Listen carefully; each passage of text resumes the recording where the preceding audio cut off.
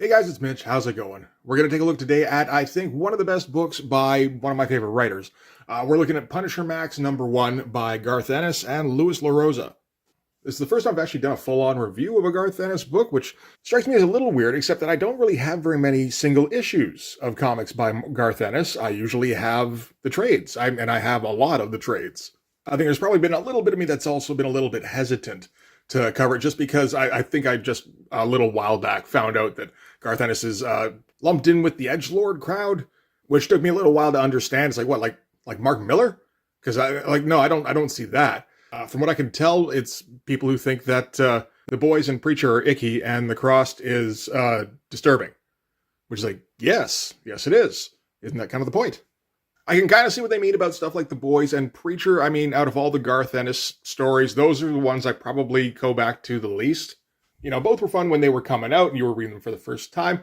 I don't really need to go back and revisit them, though. I'd much rather read his smaller works, generally stuff that doesn't have anything to do with, religion, for one thing. Garth Ennis doesn't like religion. I think that's fair to say. I'm not a huge fan of it myself. I also don't feel the need to be, preached about it, too. And the other thing is superheroes. Garth Ennis very obviously does not have any interest in doing superheroes whatsoever. The problem is that he likes comics, he likes writing comics, and, superheroes is generally what pays the bills. And in terms of something like The Boys, I think it basically paid every bill for him, forever. So good on him for that. But the stuff by Garth Ennis that I really enjoy is, I think, the stuff that he enjoys writing the most, which is generally either crime or military fiction. And coincidentally, we're going to get a little bit of both of those in this. I'm not sure exactly how Garth Ennis got started writing Punisher stories. From what I understand, he wasn't working at Marvel at the time. He hasn't worked for Marvel very often, really. And somebody at Marvel, I guess in editorial, was kind of set on Garth Ennis writing Punisher stories. The first time he did it was for the Marvel Knights imprint, so I guess it might have been like Joe Quesada or something who reached out to him. Garth Ennis would have been one of the hottest talents at the time, and the Punisher was kind of languishing, really. Had been one of the most popular characters in the Marvel Universe for a few years, really. But by 2002, that was kind of over. So we got the Marvel Knights Punisher series, which I was never a huge fan of. I bought a few issues of it, but it really seemed like it was kind of watered down. After reading Hellblazer and Preacher and even Hitman, the violence in the Punisher was always done kind of slapsticky and comedic, and that just wasn't what I wanted to see from a Garth Ennis book, I think. There's certain artists I'll go to for comedy. Garth Ennis generally isn't one of them, other than Hitman, I'd say. Hitman is still one of my favorite titles of all time. So he gets his run on the Punisher Marvel Knights series. He gets a couple of runs on that, it seems like. Always felt a little bit odd, getting this guy who does very violent stories and sticking him with a character who supposedly takes very violent action, but he does it in a leotard, and he does it in a way that isn't too gruesome. And then in 2003, he takes another crack at it as Marvel opens up its Max imprint, which, as far as I can tell, means, there aren't very many restrictions, pretty much as many restrictions as Garth Ennis would have had on a Vertigo title. So pretty free reign. Garth Ennis at the time apparently was not really in a place where he wanted to do comedic violence anyway. This was right in the wake of the September 11th attacks. So he was kind of more in a darker place, and that was kind of what he brought to this comic. So we're going to get a Punisher who's very firmly rooted in the military, sticks to the usual Garth Ennis tropes of, the one-man army. That's one thing that can get a little bit old for some people. It's the Punisher. That's kind of always been his deal anyway. If you don't like that, you're not buying Punisher books anyway. And it gets the Punisher focusing on different kinds of opponents. So, obviously there will be no superheroes or villains in this whatsoever. Not even Bullseye. Not even the Kingpin. I think we get kind of a Kingpin stand-in during the Man of Stone storyline. But yeah, this is going to be a very, grim and gritty take on the Punisher, which I don't think is the worst thing. It's kind of getting him back to his roots. So anyway, let's get into this. We can start with the cover. I don't like Tim Bradstreet covers anymore. When I first started seeing them in the late 90s, early 2000s, I thought, man, those are great. Those look almost like a photo. And it's like, yes, they look almost exactly like a photo, to the point where you might as well take a photo. There's next to no style on these. He doesn't usually go for interesting compositions. It's just, that's Frank if he was real and he had a whole lot of guns. It's like, we'd already seen that at that point. We'd seen it twice with Dolph Lundgren and with Thomas Jane. So, you take the dead-on, not even photorealistic, just photographic nature of the cover and the muted as hell palette.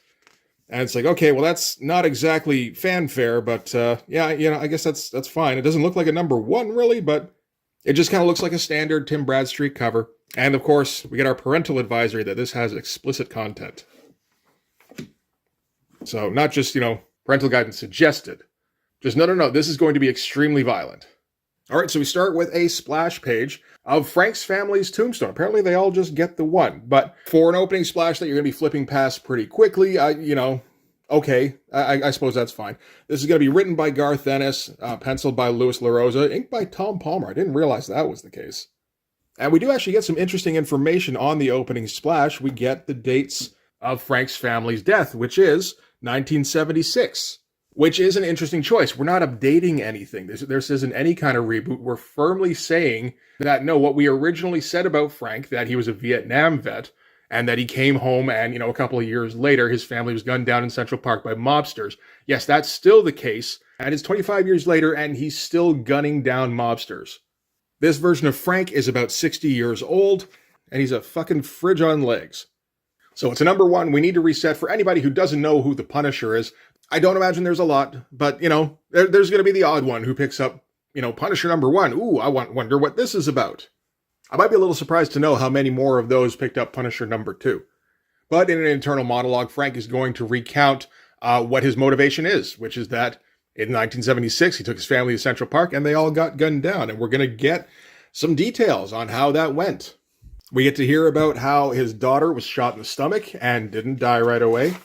About how his wife was shot in the heart and bled out later on the operating table, and how his son was killed instantly because a bullet entered his mouth while it was open and, exited out the back of his head. And yeah, this is brutal and shocking and nasty, but we're trying to provide a motivation for a guy to still be hunting criminals 25 years later, long after he would have hunted down the criminals who had done this. So it has to be brutal and nasty and, kind of making a permanent impression. The art is, I'm not 100% sold on Louis LaRosa's style all the time. These flashback things are interesting, kind of weird and almost like vaguely psychedelic, but I guess it's kind of like a smudgy memory. So yeah, this stuff I'm not as big on, but it gets better as the book goes on. I think he's good at the gunfire stuff, when the action picks up, good at drawing badass pages. So we're going to get our brief kind of touchstone as Frank visits the grave of his family. This is the anniversary of their death. So he does this every year, and having refocused, now he's going to go out for the night's work.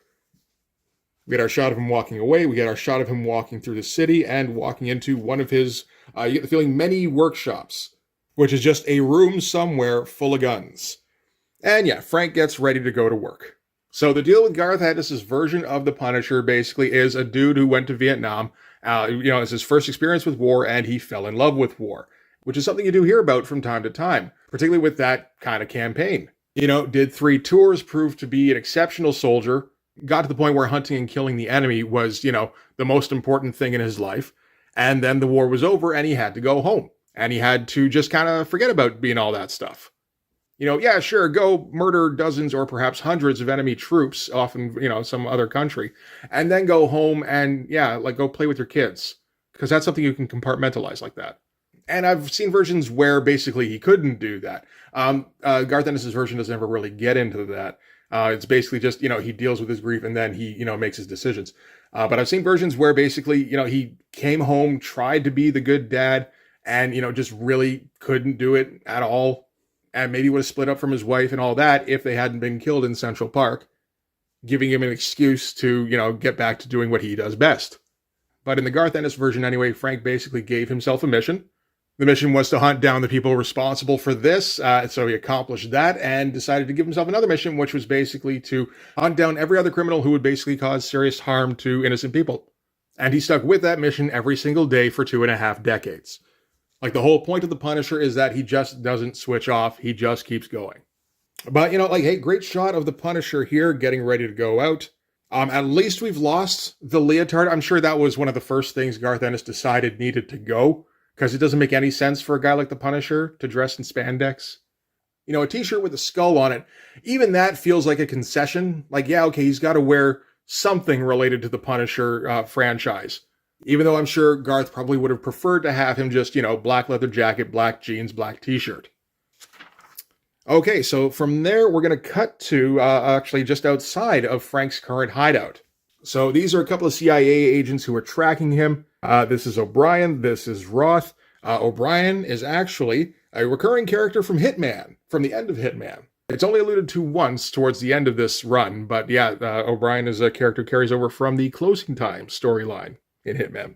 So yeah, these two are spooks from the CIA. They've been keeping tabs on Frank. So unknown to Frank, the CIA are onto him. They've been tailing him. They haven't been intervening, at least as of yet. All his art here is fine, nothing particularly special. This kind of tends to be the case with Louis LaRosa, I find. At least in this storyline. I don't know what else he's done.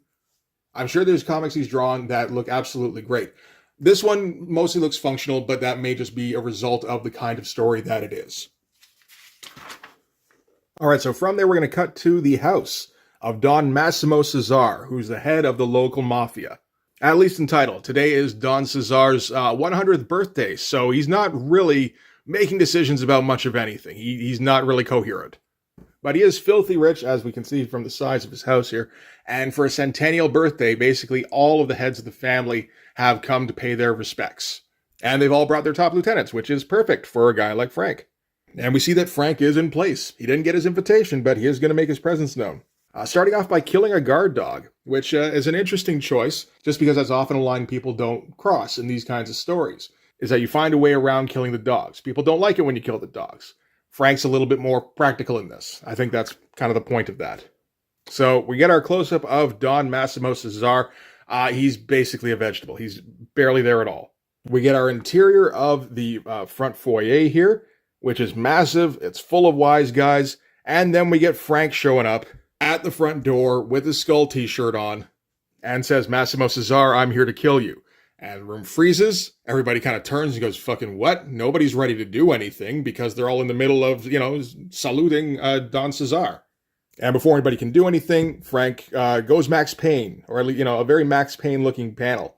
Pulls out his pistol, shoots Don Cesar in the head on his birthday. Maybe that was a present. I doubt he was really enjoying being alive at that point. And turns and stomps out. And it takes a little bit for the wise guys to kind of focus and just kind of realize what's happened and kind of make it real in their heads. So we're going to get some alternating shots here of Frank walking across the lawn, very calmly, very steadily, and then shots inside the house where, the families start to react and they start clearing out.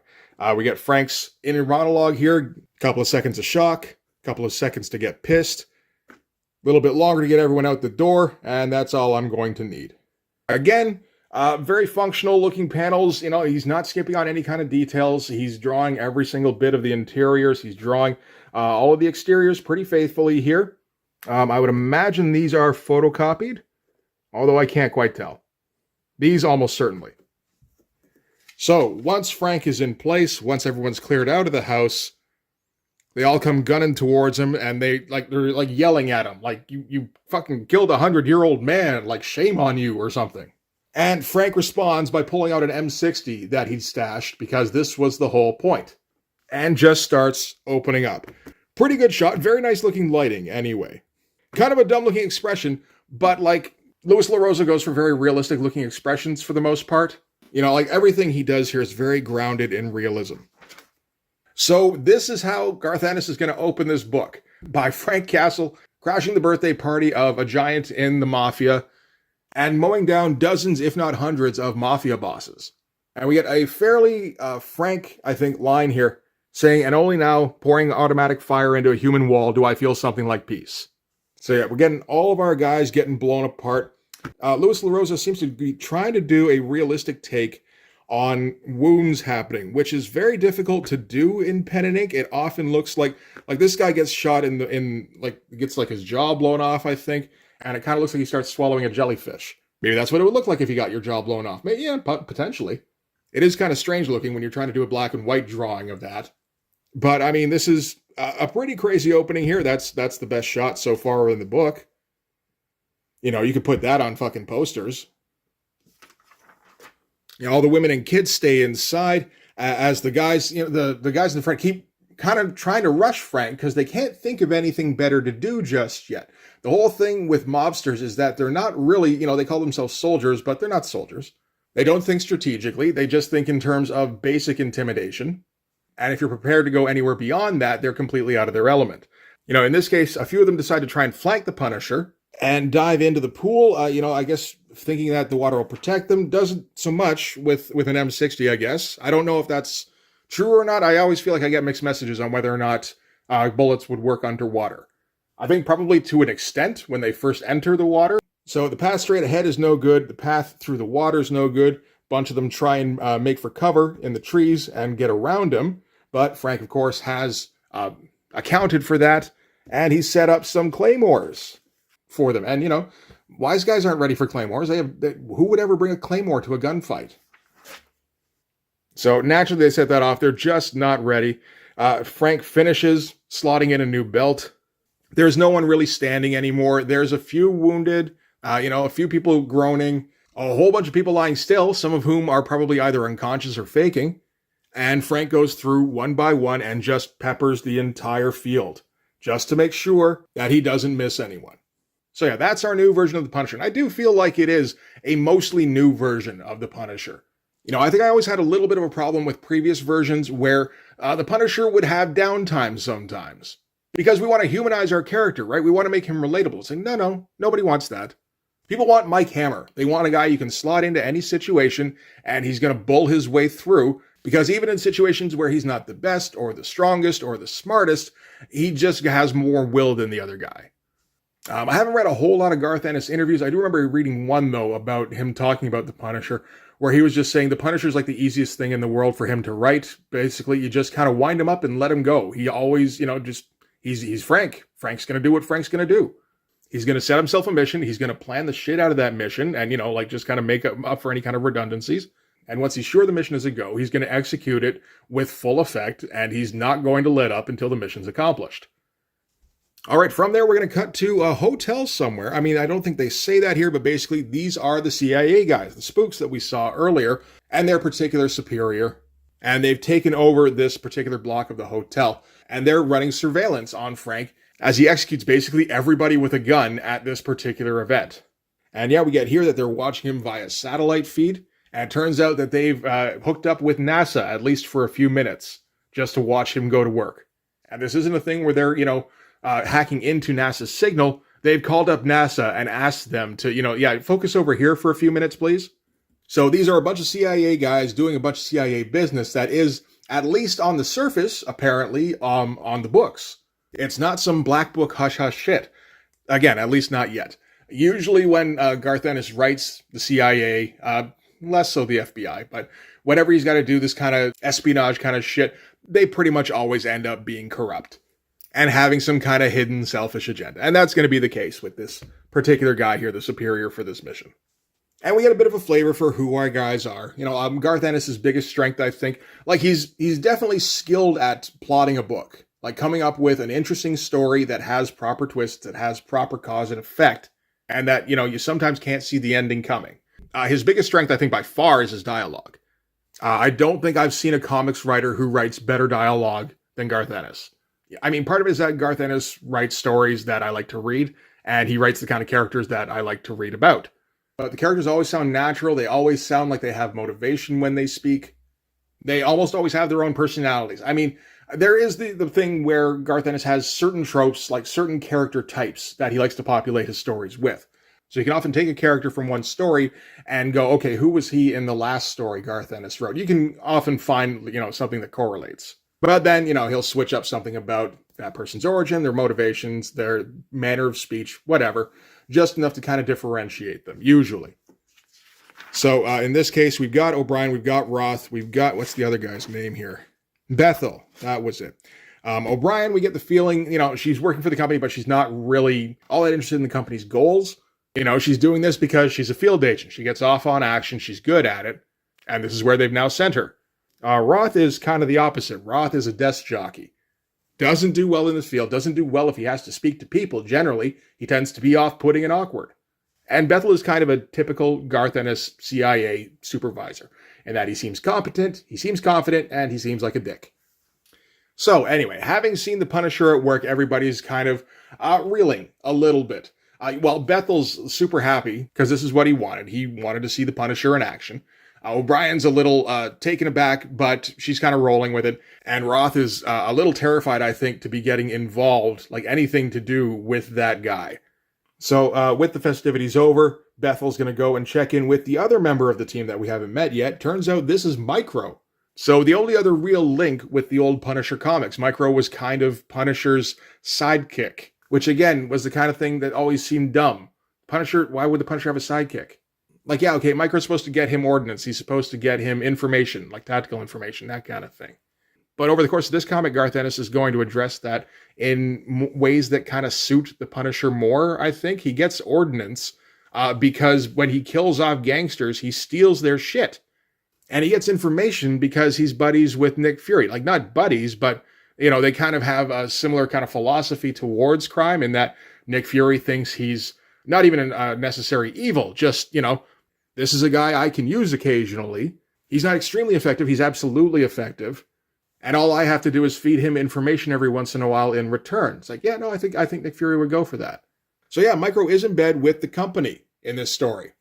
And he says to Bethel, you know, that wasn't necessary, as in we didn't have to let Frank go and mow down 100, 150 mobsters, which I mean was kind of true because at the very beginning, you know, when he was getting ready to go out for the night, the CIA were right outside his place. They saw him pack an M60 into his trunk. If they had been ready at that time, you know, you've got to assume they probably were. They could have taken him out if that's what they're trying to do. So the opportunity was there, but Bethel apparently wanted to see his investment at work. So he's got some work lined up for the Punisher. Micro says that's stupid. You know, you don't need to see the Punisher at work. You've got 24 3-inch thick FBI files on him. He's been going for 25 years. I think he's provided all the evidence you need that, yes, he would be effective. And Bethel brings up that apparently the original plan was to take care of him earlier in the day when he was at the cemetery, where he would have been all alone and it would have been kind of a prime opportunity. But Micro didn't want to do it at that point because he knows Frank's routine. He knows he was visiting with his family. And to do it at that point would have been indecent.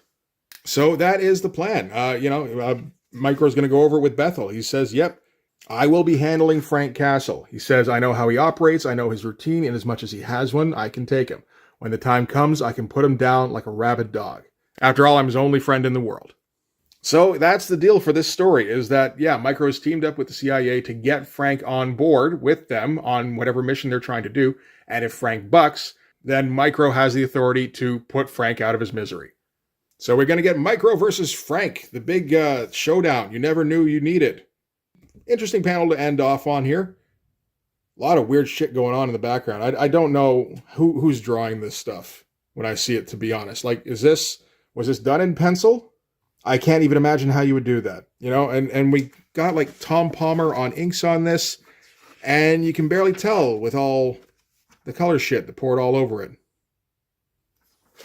You know, I mean, it's fine, certainly, but like there's so much highlighting going on in this that, yeah, the pencil and ink, this feels like the beginning of just color taking over comics. Yeah.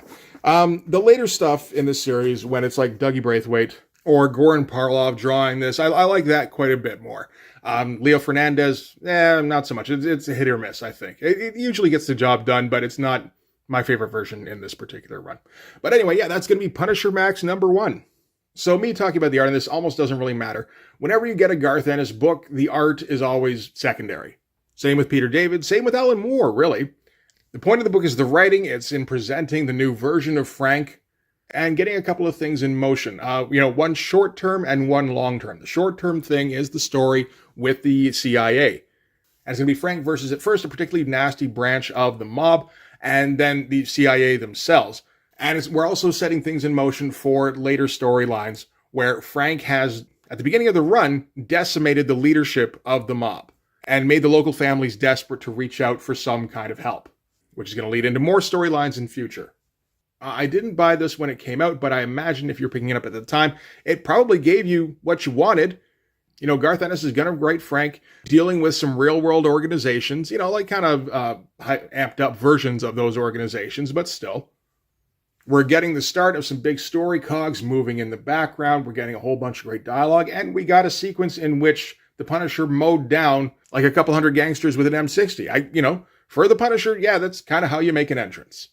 And it kind of picks up steam from here. This, I would say, is, by far my favorite version of the Punisher in the comics. It's the only one I can really take seriously. Not because the Punisher is a badass character and he needs to be super badass all the time. It's more that this character who has given himself this long-term mission, which he has taken up day after day for 25 years, yeah, I think it's safe to say he's going to be a little single-minded about it. So yeah, I think this is a great series. It does get fun sometimes. It also does get extremely dark. You make it a mission to have the Punisher taking on the worst people he can find, and, he finds the worst people there are. And this is Garth Ennis, who has, he has problems with man's capacity for evil and has an avenue to explore that. The Slavers storyline in particular, it gets very difficult sometimes. But anyway, that's far in advance in this particular comic. I like it. Not everybody's going to like it. That's okay. I got my copies. You do what you like. Anyway, that's going to do it for this one. Thanks very much for watching, guys. If you like this video, please hit the like button. Helps with all the algorithm stuff. If you want to see more, hit subscribe. And if you really want to help out, in the description, there's a link to my Patreon. If you go subscribe there, that'll give you access to everything I do. So all sorts of videos, everything to do with Blood Force, including the completed comics. Also in the description, there's a link to the merch store where you can get your Blood Force merch. You can follow me on Instagram and DM me there for commissions. Commissions are open, at least for now. So yeah, that's going to do it. Thanks again for watching, guys. I will see you in the next one. Bye-bye.